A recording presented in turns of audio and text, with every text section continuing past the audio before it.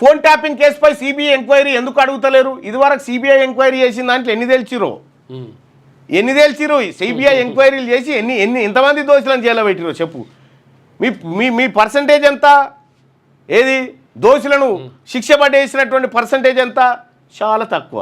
ఈ సిబిఐలు ఈడీలు ఇవన్నీ ఇప్పుడు ఫోన్ ట్యాపింగ్ కేసుపై సిబిఐ ఎంక్వైరీ ఎందుకు అడుగుతలేరు? సుమోటోగా తీసుకోకపోయారు, మరి సుమోటోగా కేంద్ర ప్రభుత్వం ఒక నిర్ణయం తీసుకొని చేయకపోయారు.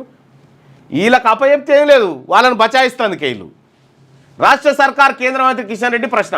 బనకచర్లపై కేంద్రం ఎలాంటి నిర్ణయం తీసుకోలేదు. రాష్ట్రాలతో సంప్రదింపులు జరిపాకే సమస్యను పరిష్కరిస్తాం. స్థానిక సంస్థల ఎన్నికల్లో ఎవరితో పొత్తు పెట్టుకోం. రాజాసింగ్ అంత అనుభవం తనకు లేదంటూ సెటైర్. ఆయుధాలు వీడి చర్చలకు రావాలని మావోయిస్టులకు పిలుపునిచ్చిండట.